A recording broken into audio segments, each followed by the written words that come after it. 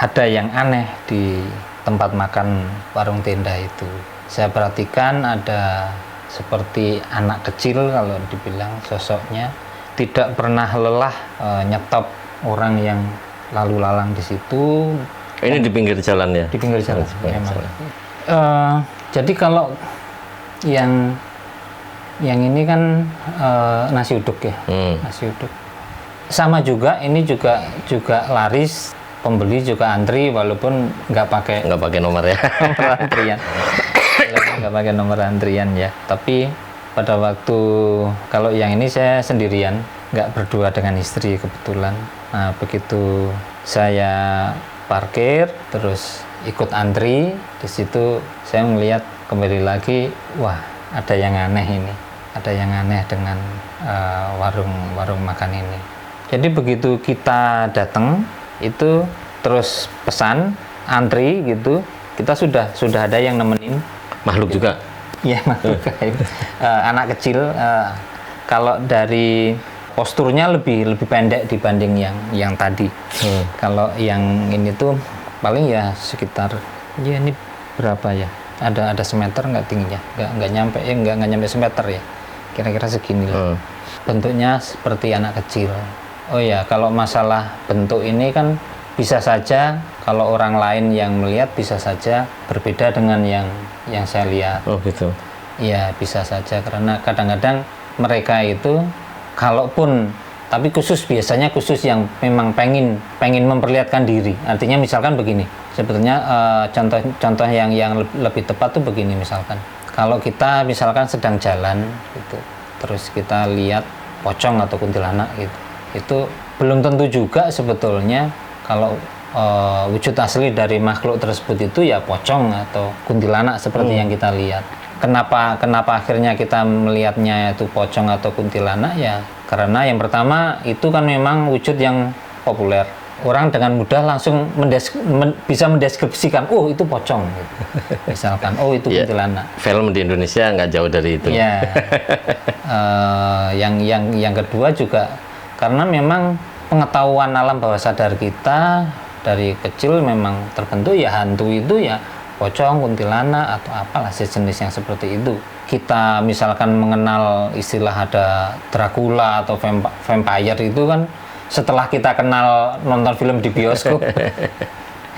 itu nah itu gambaran. Jadi bisa saja kalau misalkan orang lain yang melihat kejadian yang saya lihat itu bisa saja juga melihat bahwa bentuknya berbeda. Jenisnya apa sih Mas Teguh? Kalau tadi kan sama siri juga jin ya. Gambarnya saya ternyata nggak pinter gambar. Jadi gambar sederhana ya seperti ini. Di sini ini ada taring kecil, memang ada taring kecil di mulutnya. Ada selalu kayak air liur. Ya, semacam air liur yang menetes di kedua sisi mulutnya gitu. Nah, air liur ini yang sebetulnya menetesi di piring-piring yang akan kita makan. Ini yang membuat ketagihan. Iya. Ini yang mempengaruhi rasa. Iya. Nah, hebatnya lagi, ini bisa walaupun kita bawa pulang, rasa nggak akan banyak berubah. Artinya ya tetap nikmat. Ini salah satu kelebihan dari makhluk ini, karena banyak juga seperti yang diceritakan oleh orang kan, banyak yang berasa nikmat hanya pada saat kita makan di tempat. Begitu kita bawa pulang, rasanya beda. Enak. Kalau sepanjang yang saya tahu sekarang sudah banyak juga yang bisa menyiasati itu. Jadi artinya dibungkus pun, dibawa makan ke rumah pun, itu rasa bisa tetap kita merasakan tetap enak. Sekarang perkembangan di dunia mereka juga selalu mencari kelemahannya untuk up to date ya. Iya. Tapi ini tidak mempengaruhi orang-orang yang lalu lalang di situ ya? Enggak. Lebih pada orang yang datang ke situ. Iya. Dan lebih dipengaruhi oleh rasa. Iya, jadi memang dibikin orang itu merasa kayak ya edik ketagihan dengan nikmatnya makanan yang disajikan di situ. Bagaimana sih prosesnya Mas Teguh? Dari sejak konsumen datang mau beli sampai dapat makanan, di mana dia menaruh pengaruh yang membuat orang jadi ketagihan? sudah saya sampaikan, orang datang terus biasanya pesan di meja yang buat naruh nasi, sayur, lauk seperti itu. Nah, semenjak piring itu sudah siap, istilahnya sudah diransum lengkap sesuai pesanan. Nah, itu yang anak kecil itu sudah ngikutin, dan selama orang itu makan, makhluk itu, anak kecil itu tetap mendampingi. Jadi masing-masing itu mendampingi. Itu saya hitung ada 7. Ada 7 anak kecil. Kalau misalkan itu dibungkus, ada jeda waktu lah untuk memberi kesempatan si anak kecil itu juga meneteskan air liur di. Air liurnya yang mempengaruhi. Iya, air liurnya itu yang membuat ketagihan. Itu jadi kita merasa memang masakannya enak sekali. Enak, tapi saya belum pernah merasakan. Saya nggak jadi. Tepatnya saya nggak jadi karena begitu lihat itu saya langsung pulang. Lihat suruh ngasih liurnya ya. Langsung pulang. Saya rencananya mau beli untuk dibungkus itu. Artinya mereka kan nanti datang lagi ya untuk membeli nasi uduk itu ya. Ibaratnya kayak kecanduan, jadi terbayang-bayang rasanya enaknya. Dari mana nih Mas Teguh mereka mendapatkan penglaris ini dari mana? Dari daerah Jawa Barat. Sangat berbeda dengan yang satunya dari Jawa Timur ya. Iya, dari Jawa Barat agak ke Jawa Barat Selatan lah. Agak ke arah pantai ya. Belum sampai. Ya kalau dekat banget ya enggak, tapi sudah termasuk tidak terlalu jauh lah dari pantai. Iya. Prosesnya seperti apa sih, Mas? Untuk pemilik warung ini mendapatkan ini dan bagaimana dia memeliharanya? Kalau untuk yang memelihara, pemilik warung ini tidak bertanggung jawab, istilahnya tidak ada kewajiban untuk melakukan ritual seperti yang cerita yang sebelumnya. Ini kan ada ritual. Kalau ini enggak, jadi dia cukup memberikan ya sejumlah uang gitu ke seseorang yang menjadi istilahnya mungkin semacam dukunnya lah gitu. Yang melakukan semuanya itu ya dukunnya itu. Dukunnya ya. Iya. Apa yang dilakukan oleh dukun itu?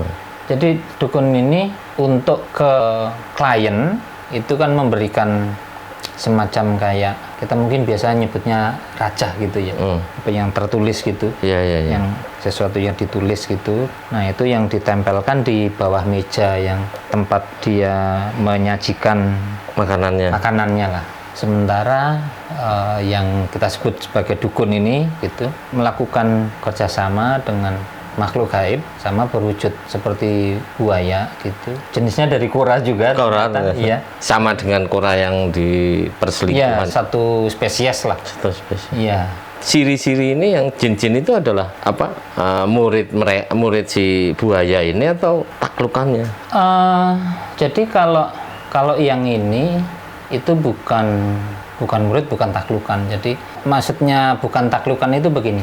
Kora kalau di cerita yang di perselingkuhan itu dalam mendapatkan hiru untuk sebagai pasukannya itu kan memang melalui bisa dibilang sebuah pertempuran lah, perkelahian gitu. Kalau yang kasus ini kora yang ini itu enggak. Jadi memang makhluk-makhluk ini istilahnya memang mengakui kehebatan dari kora ini ya, tidak melalui sebuah proses pertempuran ya perkelahian gitu. Jin atau siri ini kan ibarat kata disuruh oleh si buaya ini untuk mendampingi si yang punya warung itu ya untuk membuat ini. Dia kan butuh energi, butuh makan, butuh ini. Seberapa lama atau memang dipasok langsung oleh si buaya tersebut? Untuk istilahnya memberi makan siri ini itu tanggung jawabnya kora ini. Kora. Iya. Modelnya tuh semacam kayak aplusan. Jadi, berganti. Iya, jadi ada yang pulang untuk diberi makan, ada yang dikirim ke istilahnya warung-warung tempat kerja, tempat tugasnya. Yang ada gitu. rajahnya tadi ya. Iya. sesuai bagaimana hasil kerjasamanya dengan dukun itu kan. Artinya kalau misalkan ini tidak bayarannya tidak lancar ya bisa jadi itu nggak dikasih makan sama si ini ya. Iya di stop juga ya. Sama koranya melalui pembicaraan dari dukunnya itu. Makhluk kora kan yang sepemahaman saya bahwa hubungannya sama nggak jauh-jauh dengan wanita nih ya. Apakah kora yang ini juga seperti itu atau memang berbeda? Iya. Kora ini itu kerjasama dengan dukun ini itu dengan imbalan bahwa sama dia bisa istilahnya melakukan hubungan badan dengan istri dukun itu. Sama istrinya dukun? Iya. Wow. Karena istilahnya kora itu juga agak pembosan. Jadi sering istilahnya dukunnya selingkuh atau seperti apa? Ganti istri. Jadi ganti istri. Terus ya nikah lagi. Kora yang buaya ini punya kemampuan lebih ya, bahwa dia punya makhluk yang bisa digunakan untuk penglaris tadi ya. Iya. Terus cara berhubungan dengan istrinya gimana tuh si kora ini? Ya istilahnya dengan menyamar. Ya gampangnya beginilah. Pada saat memang kora ini ingin melakukan hubungan, ya suaminya mungkin pergi dulu, nanti seolah-olah suaminya pulang dan melakukan hubungan suami istri, padahal itu sebetulnya bukan suaminya. Tapi si istri nggak tahu ya? Istri nggak sadar. Ini kan kalau dilihat dari sifat koranya kan, ya yang aku bilang tadi gitu loh, bahwa dia akan tidak cuma pada satu orang. Apakah memang sama nih dukun yang Mas Teguh bilang harus pada saat waktu tertentu dia bosan? Iya, bisa jadi sekitar 1 tahun. 1 tahun sekali dia harus bercerai ya. Tapi kalau misalkan kayak perselingkuhan tuh nggak bisa ya? Harus kawin, harus misalkan. Saya kurang tahu kenapa ini agak beda. Beda ya. Harus diresmikan dalam sebuah perikatan ya. Iya, harus dengan istrinya dukun itu ya. Ya mungkin itu imbal balik atas jasa yang diberikan ke dukunnya. Dukun itu ya. Iya, dukunnya kan nggak memberikan apa-apa. Iya, nggak ngasih makan nggak ya? Enggak, si dukun ini nggak memberikan apa-apa. Ya, ini yang imbal baliknya ini. Imbal baliknya ya harus mau. Ya dasar kora ya. Oh iya, ada satu hal tadi yang perlu saya tambahkan, bahwa anak-anak kecil yang liurnya sangat sakti, yang dimanfaatkan air liurnya ini, itu sebetulnya tempat tinggal aslinya itu kan memang istilahnya di pinggir-pinggir atau di pematang-pematang rawa gitu, atau sungai-sungai besar, muara-muara sungai besar. Tanpa mulai proses perkelahian, dia mengakui takluk ke kora. Ya. Dan itu yang digunakan oleh kora untuk bernegosiasi dengan dukun tadi ya. Iya. Sahabat-sahabat Jendela Lain, salah satu yang sudah kita bahas ada 2 tadi. Yang pertama adalah penglaris yang sifatnya hanya menggiring konsumen masuk ke warung atau tempat dia berjualan, dengan yang satu lagi adalah yang justru mempengaruhi dari rasa dari dagangannya yang membuat orang ketagihan. Tapi yang satunya juga ini adalah pilihan dari masing-masing orang yang memilih untuk penglaris tadi. Kita sudah paparkan semua tentang bagaimana mereka menggunakan kekuatan ini untuk menglariskan barang dagangannya.